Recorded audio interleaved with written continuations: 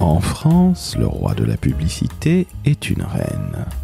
Et ça tombe bien, c'est mon invité aujourd'hui dans le décodeur de la communication. J'ai en effet le grand plaisir d'accueillir Mercedes Serra, le E de BETC, agence de publicité qu'on ne présente plus.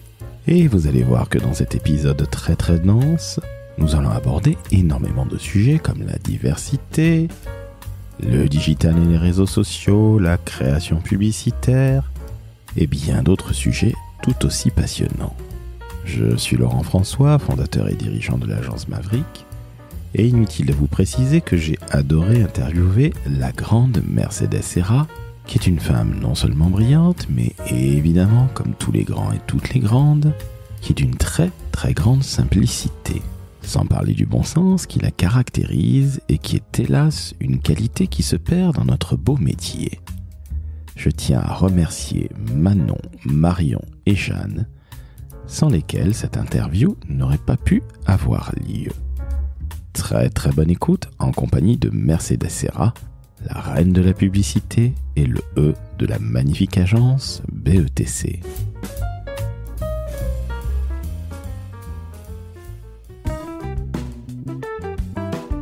Le décodeur de la communication, un podcast de l'agence Maverick.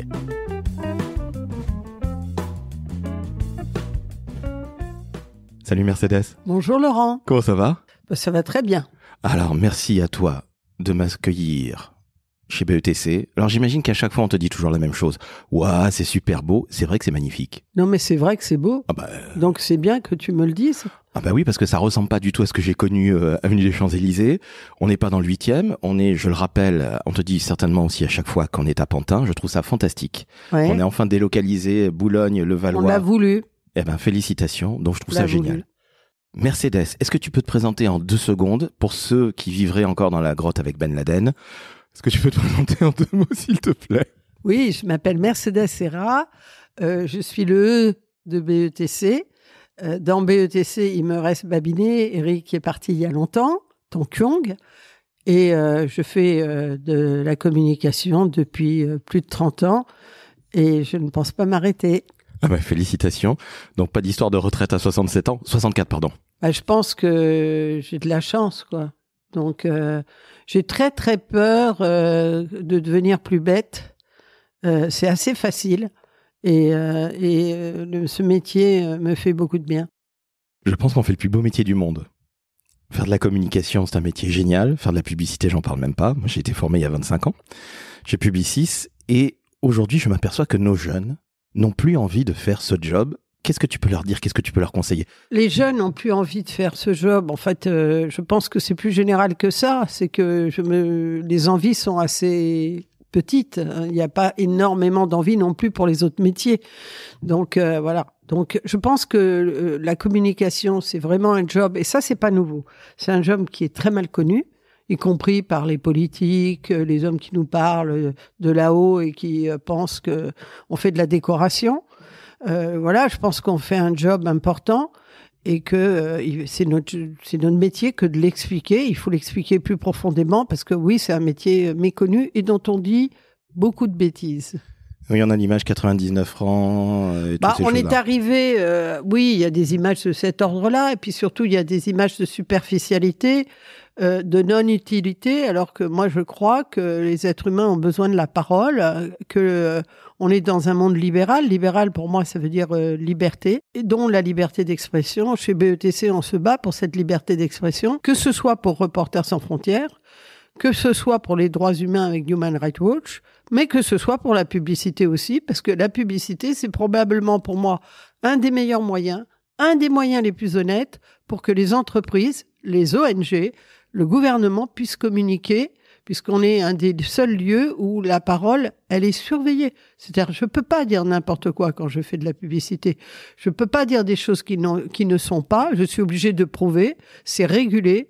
Je sais pas s'il existe beaucoup de lieux où la parole est régulée autant que la publicité. Et je pense que les entreprises, les ONG, le gouvernement doit s'exprimer. Donc, la publicité est une bonne forme pour cette expression-là. On est tout à fait d'accord et je rappelle qu'un monde sans publicité, dont tout le monde fantasme et tout le monde rêve, c'est un monde qui s'appelle le communisme. Bien sûr, donc il faut être simple et faire des choix. Parfois on me pose des questions, je dis si vous voulez pas que la parole soit libre, on n'est pas dans une société libérale, dans une société où c'est la propagande qui va gagner. Et moi, je n'aime pas trop la propagande et j'aime mieux la publicité. Et je pense que toute entreprise qui se porte bien, qui est alignée avec elle-même, a envie de défendre ses produits, de défendre les gens qui travaillent pour elle, d'expliquer qu'elle a un rôle.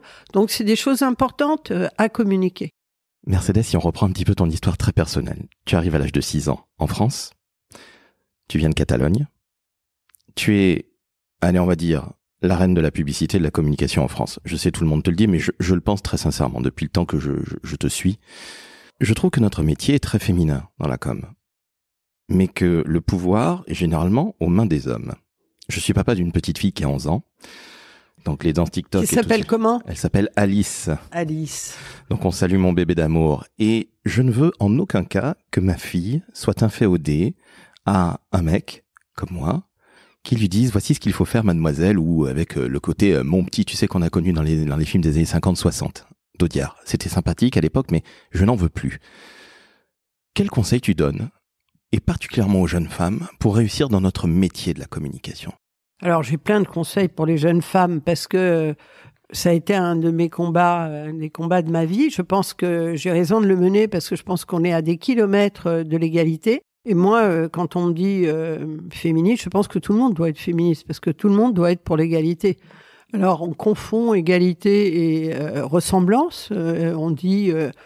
égalité, ça veut dire que les filles sont comme des garçons et tout. Non, c'est pas ça. C'est un principe de droit qui dit que, quel que soit mon genre, j'ai droit aux mêmes droits. Donc, c'est une chose incroyable. Donc, là-dessus, ce que je trouve très important, c'est de considérer que, malheureusement, on a vécu des milliards d'années sous la dépendance. On a travaillé sans être payé. On a été traité, on n'avait pas droit d'avoir notre argent, on n'avait pas droit à grand-chose. Et je pense que les filles d'aujourd'hui, elles doivent, surtout quand elles ont la chance d'être nées en France, elles doivent tout faire pour que partout dans le monde, ça s'arrange. Et malheureusement, ça ne s'arrange pas. En France, où on pense que c'est réglé, non, c'est pas réglé. Les métiers de la science sont exclusivement, quasiment masculins. On a un déficit dans le numérique, 20% de filles. C'est pas possible. Donc voilà. Donc moi j'aime beaucoup les garçons, j'aime beaucoup les filles, et j'ai aucun problème, mais je pense qu'il y a un vrai combat à mener et que ça fera du bien à tout le monde, aux hommes et aux femmes. Je pense que nous les hommes, nous avons un effort à faire. Savoir peut-être laisser un moment, pas nécessairement la place, mais en tout cas en faire beaucoup plus. Et je crois que ce monde-là du 21e siècle, en 2023, ne pourra pas être celui d'il y a ne serait-ce que 20 ans, au début des années 2000, le fameux millénium, rappelle-toi. Quel conseil tu donnes à une jeune femme qui veut rentrer dans nos métiers de la com ? D'abord, moi, la chance que j'ai eue, c'est que je ne sais pas pourquoi, je croyais en moi. C'est un truc, c'est bête, c'est simple. Je ne doutais pas que j'allais travailler toute ma vie. C'est-à-dire, je me disais pas, je vais m'interrompre pour faire des bébés, etc. Mais je me disais pas non plus que j'allais pas pouvoir en faire. Donc, je me prenais pour, je me voyais comme un garçon. Et donc, quand on me posait des questions du type, mais comment tu vas faire ? Et le type là, à côté, là, comment il fait là ? Alors, on me parlait de mon instinct à moi par rapport à lui. Je disais, c'est dommage qu'il n'ait pas le même instinct. Donc, je pense que les filles et les garçons, si on crée une famille, on doit s'en occuper. Mais je vois pas pourquoi moi plus que tout le monde. Même si la vérité, c'est que malheureusement, c'est moi plus que les garçons. Que la répartition des tâches n'est pas bien faite aujourd'hui. Mais en tout cas, j'ai commencé avec cette volonté-là en fait, je ne voulais pas dépendre. C'était hyper simple dans ma tête. Je me disais, je veux pas dépendre, je veux pouvoir être libre, je veux pouvoir assumer ma vie, je veux pouvoir être amoureuse quand je veux, et si ça va pas, je veux pouvoir partir. Et pour ça, l'argent, c'est quand même très efficace. Alors, on est tout à fait d'accord. L'argent ne fait jamais le bonheur, mais pas en avoir. Oui, puis être indépendante. On redit pas des choses aussi simples que ça. Les filles, moi, quand elles arrivent à l'agence, j'aime bien leur raconter des histoires formidables, du type Tu sais, l'âge moyen où on a un enfant aujourd'hui, c'est 30, 31. On joue autour de ça. L'âge du divorce, on le connaît aussi. Et en gros, elles vont se retrouver assez vite toutes seules. Et les familles monoparentales et les histoires de cet ordre. Donc, ne vous laissez pas aller à être dépendante. Ne vous laissez pas aller à être dépendante. C'est pour moi très important. Est-ce que tu trouves que notre métier est suffisamment fait de diversité ? Moi, je crois que cet enjeu de la diversité, il est un peu complexe, pour être honnête, parce que le mot vient très facilement partout. Et la diversité, il faut se battre pour que ce soit possible pour les gens de partout d'accéder à des métiers importants, etc. Pour ça, on peut pas régler dans l'entreprise tous les problèmes. C'est-à-dire que moi, quand je recrute, et je recrute à très haut niveau mes stratèges, comment ça se fait que j'ai pas des gens venus de partout ? Parce que l'école a fait un vrai blocage, il y a une vraie difficulté scolaire et c'est pas sérieux de pas régler le problème de l'école aujourd'hui. Quand je suis arrivée en France, c'était absolument génial. Mes parents arrêtaient pas de me dire, et ça m'est resté dans la tête, qu'en France, l'école publique était meilleure que l'école privée. C'était comme ça lorsque je suis arrivée dans les années 60. Aujourd'hui, l'école privée prend les devants. Tout le monde, dès qu'on a un peu d'argent, on met l'enfant dans l'école privée et reste dans l'école publique des enfants qui ont moins d'argent, moins de moyens et qu'on n'aide pas complètement à réussir à arriver à un niveau clé. Il faut changer les choses et on commence par l'école. Après, dans nos métiers, nous, on s'est installés à Pantin par amour de la diversité. Parce que on a eu 2 lieux. On a fait 2 lieux dans notre vie. On a fait le 10e. Et quand on est arrivé dans le 10e, ça semble un gag aujourd'hui. Il n'y avait personne dans le 10e. Moi, on me disait, mais oh là là, c'est hyper exotique ton quartier. J'avais l'impression que j'étais au milieu de l'Afrique, quoi, qui venait visiter l'Afrique. C'était intéressant parce que l'Afrique, c'est magnifique. Mais enfin, je trouvais ça un peu bizarre. On était dans le 10e. On fait une fête dans le 10e. Tous nos voisins nous ont mis merci parce qu'il y avait personne qui venait s'installer dans le 10e. Quelques années après, on est parti 15 ans après ou 20 ans après, je sais même plus. Eh bien, on a laissé un 10e bobo, chic, tout ce que l'on veut, très à la mode, avec plein de boutiques, etc. On est venu à Pantin pour la même raison. D'abord parce qu'il y avait un lieu somptueux de rénovation qui est le bâtiment dans lequel on est. Nous, on est très sensible au fait qu'il faut récupérer les bâtiments industriels. C'est aussi une forme d'écologie que de pas détruire et que de réhabiliter. C'est le meilleur système aujourd'hui pour ne pas fiche en l'air des choses qui sont magnifiques, qui sont super bien construites. On a passé 4 ans à rénover Pantin, mais notre idée aussi, c'était de franchir le périph', d'aller vers le Grand Paris. Rémi, mon associé, fait beaucoup de choses pour le Grand Paris. On a créé, par exemple, un guide du Grand Paris avec toute la banlieue, toutes les choses intéressantes en banlieue. Et je pense que c'est notre métier, l'ouverture. Et dans ce lieu-là, on peut faire plein de choses, entre autres, travailler avec les écoles. Et comment vous dire, les écoles de Pantin ne sont pas les mêmes que les écoles du 16e. Ils sont différents, les gens. Ils sont très divers. J'imagine que quand tu étais dans le 10e, c'était quoi ? C'était pas vers Strasbourg-Saint-Denis, je me rappelle plus où c'était. C'était rue du Faubourg Saint-Martin. Voilà, absolument. Pas loin de la gare de l'Est. Exactement, donc c'est pas le coin le plus reluisant de Paris. Hein, non, mais absolument, il y avait personne. Exactement, c'était soit Boulogne, et tout le monde me disait, mais comment tu as pu prendre des bâtiments là-bas ? Eh bien justement, qu'est-ce qu'on t'a dit ? On t'a dit, mais elle est folle, Mercedes ? Oui, absolument. Ah oui. Absolument. Surtout dans mon groupe, oui. Mais ils ont été sympas, ils nous ont laissé faire. Hein. Mais ils nous trouvent un peu barjots, quoi. Surtout, c'est à l'opposé de là où j'habite. Oh, mon Dieu, quelle femme de sacrifice tu es. Félicitations à toi. Il y a une chose sur laquelle je voudrais revenir qui m'avait beaucoup marqué à l'époque, je sais plus quand est-ce que c'était, mais tu avais fait une allocution à l'Union des marques, où tu disais que le niveau chez nos clients avait un petit peu baissé, voire beaucoup baissé. Tu considères aujourd'hui que c'est toujours vrai ? Je te le dis très sincèrement, parfois j'ai l'impression que nos clients ne nous comprennent pas. Peut-être qu'on s'exprime mal, après tout, pourquoi pas, mais notre métier est de plus en plus mal compris. Tu disais qu'il fallait expliquer, et parfois chez nos clients.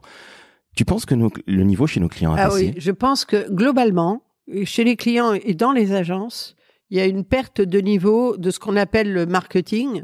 C'est pas un mot que j'adore, mais en fait, c'est un mot qui consiste quand même à mettre le produit ou à mettre l'offre en lien avec les gens. Et donc en lien, en compréhension avec les gens. En fait, c'est de la science humaine. Et les sciences humaines, c'est un métier de rigueur. On peut pas dire n'importe quoi, mais il faut aussi avoir du bon sens, aussi comprendre comment sont les gens, avoir de l'empathie avec les gens. Et ça, je pense que ça se perd énormément. Qu'on s'est embrouillé dans des datas qu'on comprend pas. Ils nous présentent des tableaux, mais qui ne servent strictement à rien. Et qu'en revanche, on n'écoute pas beaucoup les gens.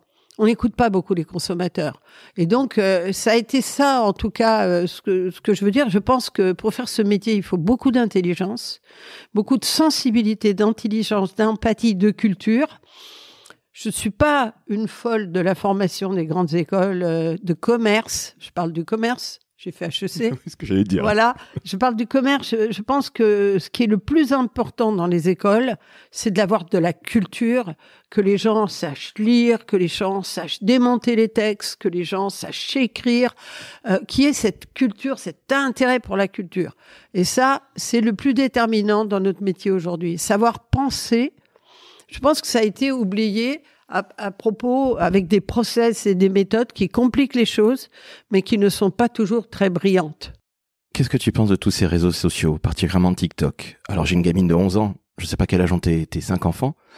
Plus âgés. Plus âgés, j'imagine, voilà. Qu'est-ce que tu penses de tout ça? Parce que tu disais qu'à un moment, il fallait bien cortiquer, finalement. Bon, en fait, j'en pense du bien et du pas bien. Comme beaucoup, là, le bouquin de Caroline Bien-Aimée, il faut le lire, le bouquin sur les écrans. Elle a fait Carole, elle était au CSA. Elle a beaucoup travaillé sur l'enjeu des écrans. À une époque, on disait le nombre d'heures passées devant la télé était très grave. Et sans aucun doute, si vous êtes collé sans arrêt devant un truc qui vous envoie des choses, ça va pas. C'est la même chose pour les écrans. Vous pouvez pas, dans la vie, n'être qu'un réceptacle, et surtout un réceptacle de format court, sur lesquels vous sautez de zone en zone. Donc, tout ça, les réseaux sociaux ont amené sûrement des choses importantes, mais l'addiction et la non-capacité de se fixer, de réfléchir et de penser peut être contraignante. Donc, je pense qu'il faut retrouver un équilibre, même pour l'éducation des enfants, à savoir quand même que leur tête marche toute seule à un moment donné, sans impact extérieur, que ce soit la télé ou les autres écrans. Tous les écrans, il faut apprendre à les dominer. Et je pense aussi que il y a ces difficultés d'aujourd'hui, il y a les avantages d'aujourd'hui, parce que c'est merveilleux de pouvoir communiquer avec les siens de loin, c'est merveilleux parfois de pouvoir régler des problèmes de loin, c'est merveilleux de pouvoir discuter avec des gens de l'autre côté du monde, tout ça. Il y a des choses extraordinaires, mais il y a des choses qui sont fragilisantes, et il faut savoir, et dans l'éducation et dans l'école, il va falloir aussi réfléchir à comment on aide les gens à avoir une structure dans la tête pour dominer ces écrans. On est bien d'accord. C'est un vrai enjeu majeur, un problème majeur. Absolument. C'est un enjeu de société. Je rebondis sur ce que tu me dis là. Tu as commencé à travailler chez Saatchi il y a quelques années, avant d'être la boss de BETC. D'ailleurs, on va saluer Monsieur Babinet. Eric Tonkyong est parti dans la musique, la grande passion de ma vie pendant un certain temps, la maison de disques des Beatles, et puis maintenant il est ailleurs dans une chose, si j'ai bien compris. Oui. On le salue également, mais toi qui as commencé à bosser dans la pub dans les années 80, qu'est-ce qui a changé par rapport à aujourd'hui? Je parle pas évidemment de l'arrivée du digital, etc., mais dans l'état d'esprit, qu'est-ce que selon toi a changé fondamentalement? Je pense que quand je suis rentrée dans ce métier, le métier était plus noble. J'avais l'impression, le sentiment de parler plus souvent à la direction générale, parce que moi je crois vraiment que la communication c'est clé, et que donc elle est reliée à la direction générale, et que elle est très importante pour créer un lien avec le public, et que à ce titre-là, c'est une des choses les plus importantes dans une société. Et d'ailleurs, j'ai beaucoup de discussions avec les DIRCOM qui, de temps en temps, manquent d'autorité et de pouvoir dans les entreprises. Donc, c'est quand même un enjeu très, très lourd. Après, moi, j'ai été formée très marketing, c'est-à-dire que moi, je sais pas parler d'un produit sans vérifier son goût, sans savoir son niveau de prix, sans savoir ce qui se passe. C'est-à-dire, on est dans un métier de business.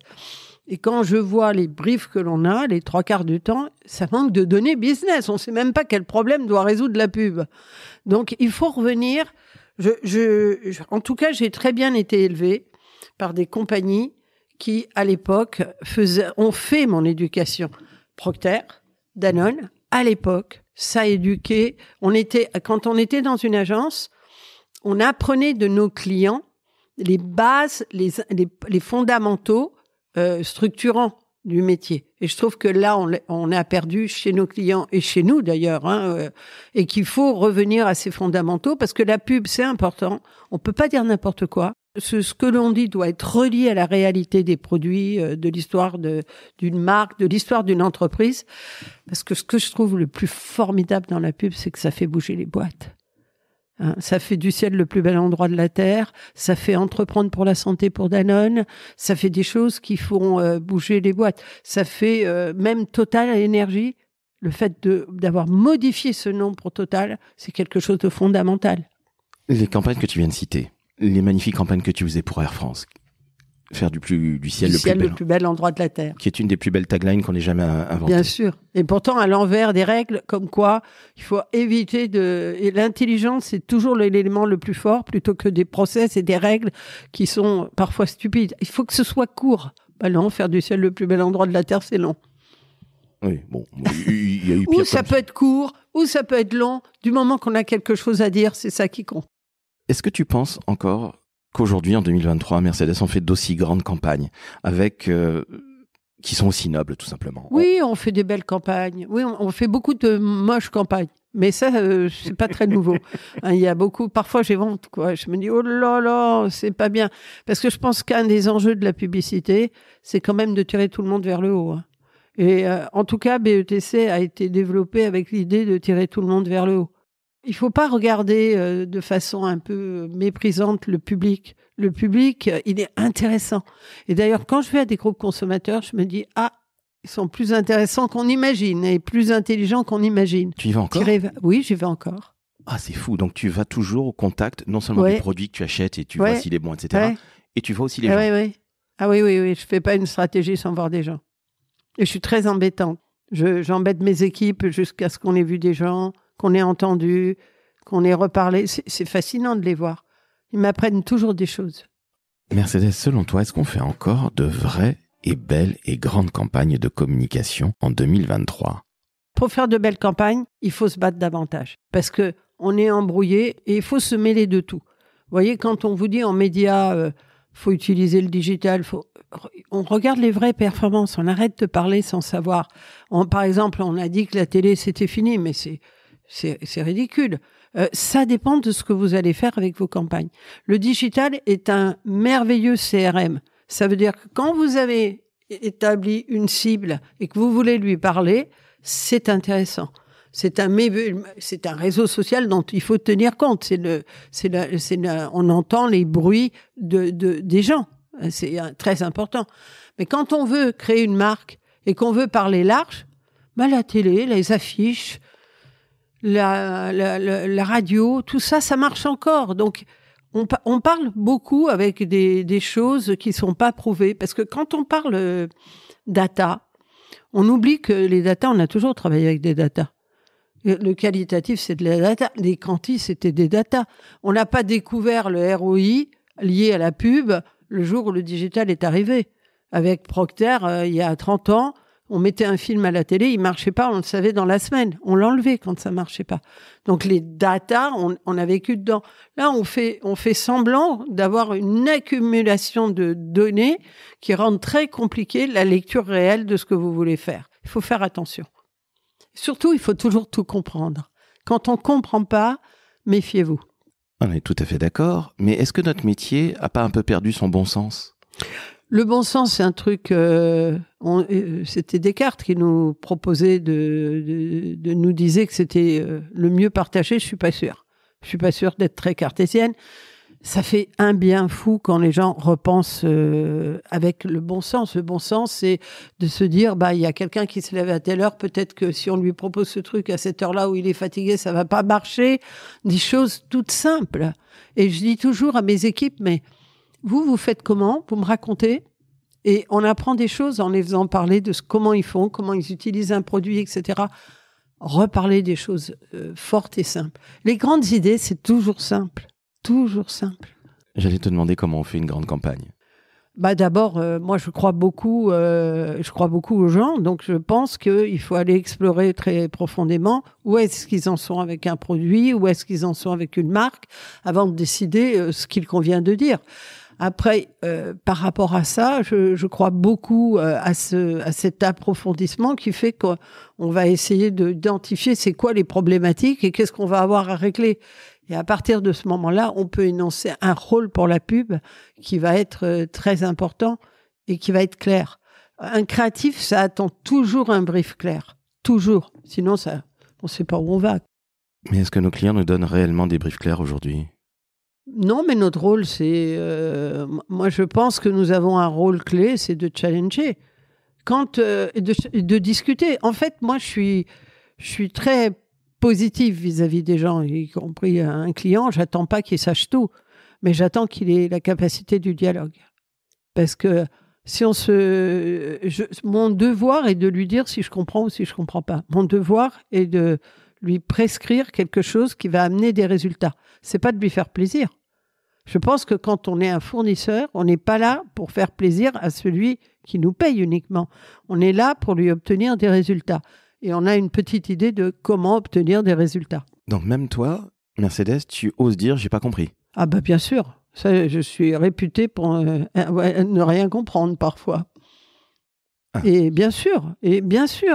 Moins ou pas comprendre, ou se dire, tiens, on est à côté du sujet, qu'est-ce qu'on cherche à régler, quel est le statut de ce produit, quel est le statut de cette marque, qu'est-ce qu'ils en pensent les gens, est-ce que si j'adresse ce sujet, si je réfléchis à la catégorie des produits, est-ce que je suis bien inséré là-dedans, est-ce que j'ai un rôle clé là-dedans? En fait, les gens aiment les marques et leur proposent des choses fortes et simples. Il y a toujours des marques du passé qu'on adore, des Nike. Ces gens-là qui ont décidé que nous étions tous des héros. Mais on les aime, parce que moi, je veux bien être héroïsé tous les jours. Je suis pas sûre que j'y arrive, mais je suis pas sûre que je parvienne à des résultats aussi exceptionnels que ceux que propose Nike. Mais quel bonheur que cette considération. Alors, dans ces cas-là, comment tu expliques, mais tu as donné quelque part une réponse. Comment tu expliques que à peu près 3/4 des marques qui disparaîtraient dans les années à venir seraient totalement oubliées en 2 temps 3 mouvements? Elles sont oubliées si elles rendent plus service. Une marque, sa vie. Donc, une marque, ça peut pas hériter uniquement du passé. Ça doit constamment se challenger dans le temps et dire, est-ce que je continue à rendre service à des gens?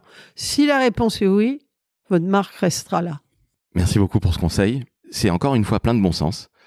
Je ne savais pas que tu avais cette réputation à poser des questions, j'ai pas compris. Je crois en effet qu'il n'y a rien de mieux dans la vie. Quand on comprend pas, il faut savoir le dire. Mais on a souvent tendance parfois... On a honte. Voilà.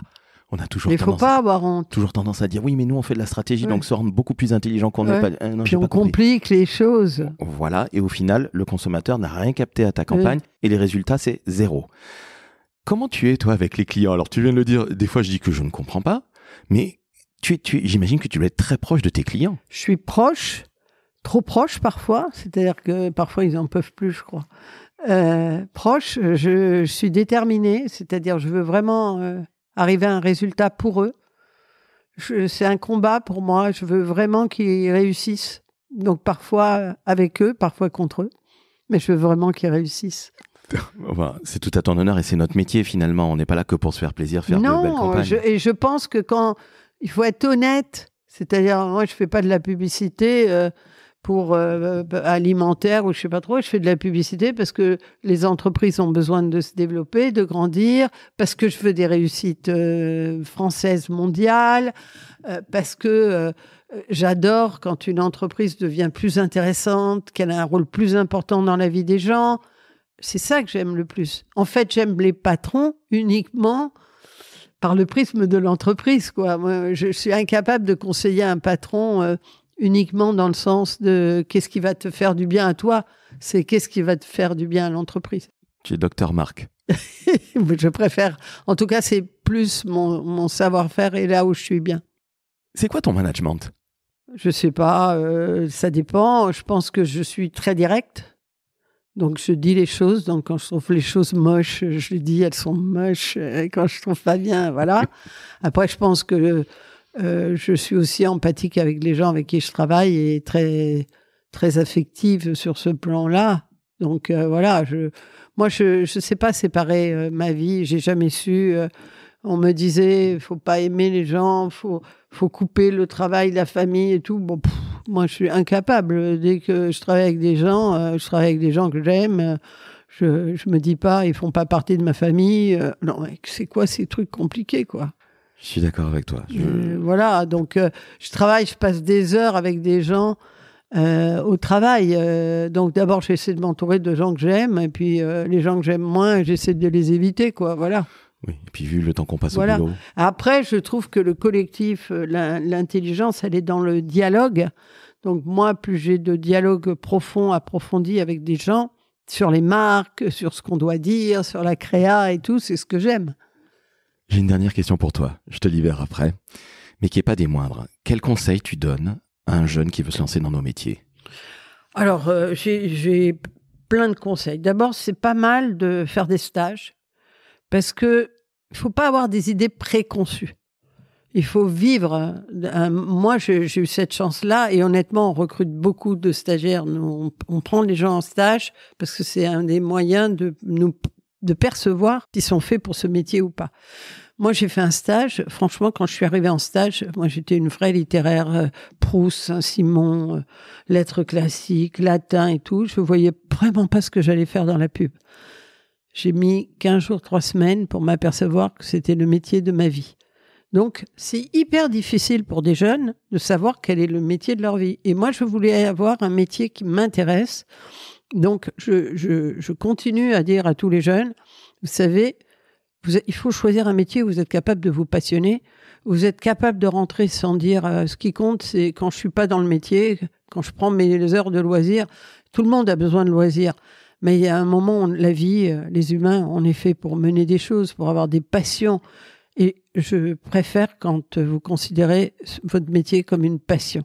Et donc, il faut choisir des métiers qui vous passionnent. D'abord parce que la plupart du temps, vous avez fait des études, vous êtes arrivé à un moment donné.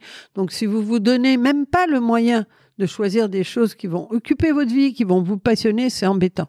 En plus, quand on est jeune, on a du temps.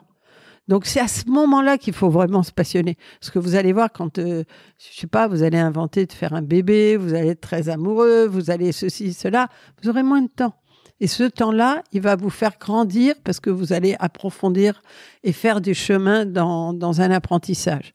Et après, c'est très important de choisir le métier qui vous va bien. Ne pas écouter les autres. Hein, ne pas écouter, il y a des métiers nobles, des métiers pas nobles. Non. Il y a des métiers, celui qui vous va est le métier noble. Et donc, ne dites pas, je vais faire de la stratégie, faites ce qui vous va. Et attention, quand je donnerai un dernier conseil, regardez si vous êtes un peu doué pour le métier.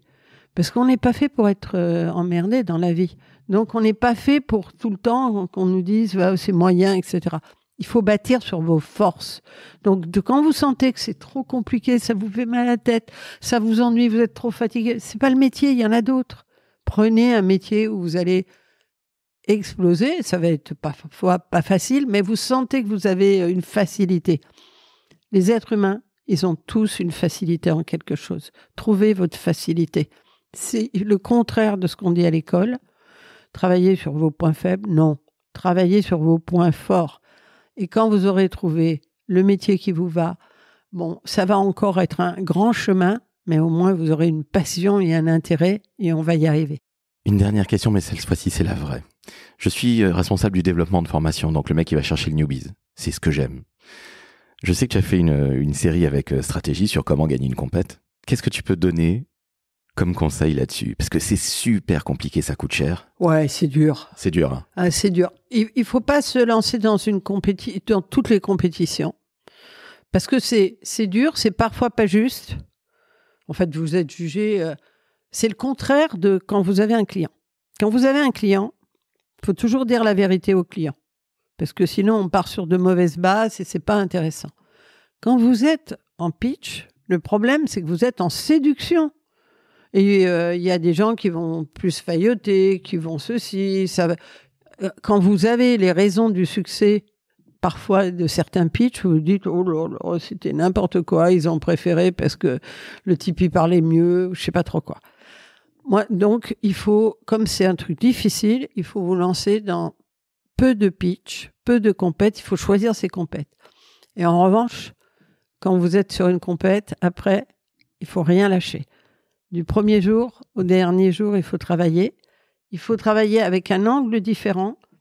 Pas uniquement le public final, mais le public qui vous achète. Parce que si il vous dit non à la fin, vous ne pourrez même pas jouer. Donc pour jouer, il faut persuader ceux qui sont devant. Il faut bien comprendre quels sont leurs propres fantasmes.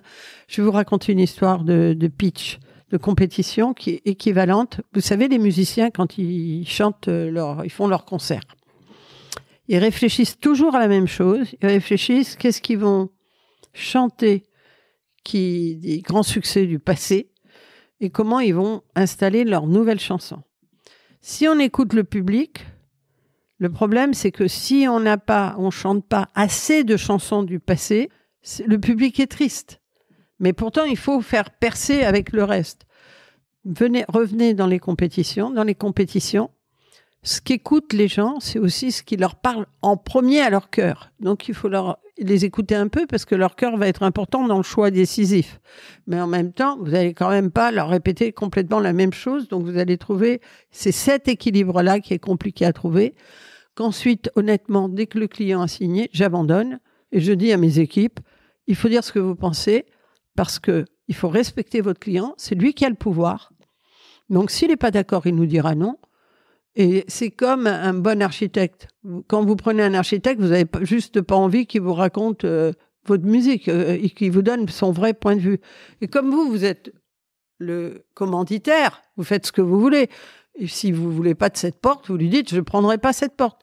Mais au demeurant, vous avez quand même envie que les gens donnent leur vrai point de vue. C'est deux formes différentes, gagner les pitchs ou avoir un client à vie, parce qu'il faut les garder à vie. Et c'est particulièrement difficile. Je te remercie, Mercedes. C'était absolument passionnant. J'aurais pu rester des heures et des heures à discuter avec toi. Je crois, chères auditrices, chers auditeurs, que vous venez d'entendre enfin quelqu'un qui parle dans la publicité avec son cœur. Il n'y a pas qu'avec nos cerveaux. Hein. C'est important d'avoir une cervelle, bien sûr, tant que faire se peut, mais c'est bien d'avoir du cœur. Je le rappelle, on parle aux gens. Qu'on soit en B2B, en B2C, peu importe, qu'on soit en digital ou à l'ancienne, peu importe, nous parlons aux gens et c'est ça qui est le plus fantastique. Donc on fait le plus beau métier du monde, donc s'il vous plaît les jeunes, reconsidérez un petit peu les choses. La com, c'est un super beau métier qui va vous permettre d'apprendre énormément sur plein de secteurs. Donc allez-y. Mettez déjà 5 étoiles sur Apple Podcasts, 5 étoiles sur Spotify. Tu as vu Mercedes, je suis très très bon pour faire de la publicité depuis 25 ans. En tout cas, je te remercie, tu as été au top, c'était fantastique. Merci beaucoup, ça m'a fait très plaisir de discuter avec toi. Alors. Merci à toi, ciao.